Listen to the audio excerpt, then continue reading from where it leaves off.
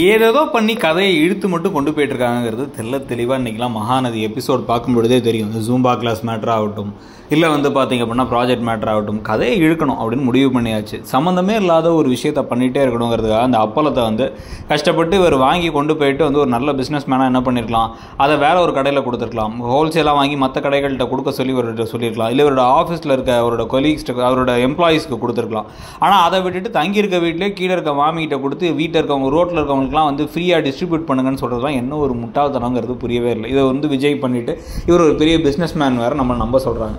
இன்னொரு பக்கம் தன்னுடைய மகளோட வாழ்க்கையில் மகள் ஒரு முடிவு எடுத்துட்டாங்க. அந்த முடிவு தவறுன்னு தெரியுது. ஆனால் அந்த பையன் நல்லவராக தான் நடந்துக்கிட்டாரு. அந்த பையன் இப்போ திருப்பி துரத்தி இங்கே வீட்டு பக்கம் தங்கி வேணுனே பிரச்சனை பண்ணுறாருன்னா எதுக்காக பிரச்சனை பண்ணுறாரு? வெறும் யூடிசிங் கேஸாக பண்ணிருக்காரு. அவருடைய பிரச்சனை, அவருடைய நடக்கிற விஷயங்கள் எல்லாமே நம்ம திருப்பி இந்த பொண்ணோட சேரணுங்கிறது தான்.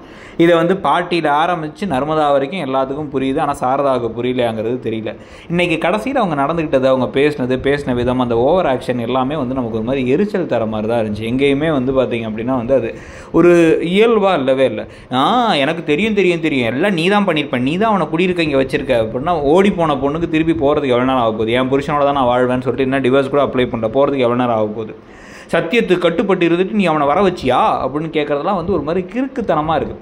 இதனால கிளம்பி கடையில் போய் கேட்க போகிறாங்களாம், எப்படி அந்த பையன் வாங்கினான், அவனோட மூலமாக எங்களுக்கு காசு வேணாம், அது வேணாம், இது வேணான்னு எதையோ உளறிக்கிட்டு இருக்கிறது மட்டும் தான் பண்ணுறாங்களே தவிர பொண்ணோட வாழ்க்கைக்கு அடுத்ததாக என்ன ஸ்டெப் எடுக்கணும், என்ன பஞ்சாயத்து பண்ணணும், இப்போ சரி இது என்ன முடிவு தீர்க்கமாக எடுக்க போகிறீங்க, அப்போ அந்த பையனை கூப்பிட்டு என் பொண்ணு நான் வேறு பையனை பார்த்துக்கிறேன், தயவு செஞ்சு வேறானாச்சும் பேசணும், அதுவும் கிடையாது. எதையாச்சும் சும்மா கிறுக்குத்தனம் பண்ணுற மாதிரி இந்த கதையை எடுத்துகிட்டு போயிட்டுருக்கதும் இந்த லாஜிக்கை வச்சு மட்டும் இந்த கதையில் இப்போ வெண்ணிலாவை பார்க்கவே ஒரு போகலையும். அப்போ இந்த வெண்ணிலாவை நீங்கள் தான் பார்க்க போக மாட்டீங்க அப்படின்னா அந்த பொண்ணை எப்பயோ கொண்டு போய் ஹாஸ்பிட்டலில் சேர்த்துருக்க வேண்டியதானே. சேர்த்துருந்தாலே காவேரி மனத்தில் ஒரு பெரிய ஒரு சந்தேகமே இல்லாமல் இருந்திருக்கும், பிரச்சனை இல்லாமல் இருந்திருக்கும். இப்போ இதுக்கப்புறம் நீ தான் என் உசுறு அப்படின்னு சொல்லிட்டு ஒரு பேசுவாராமா, 30 தடவை பேசுவாராமா, இல்லை 3 தடவை தான் உண்மையாக இருக்கும், 27 தடவை பார்த்திங்க அப்படின்னா அது கற்பனை காட்சின்னு காமிப்பாங்களாம். பார்க்குற நம்மள லூஸாக நினச்சா மட்டும்தான் இப்படி ஒரு கதையை எடுத்து கொண்டு போக முடியும்னு தோணுது. உங்களுக்கு என்ன தோணுது?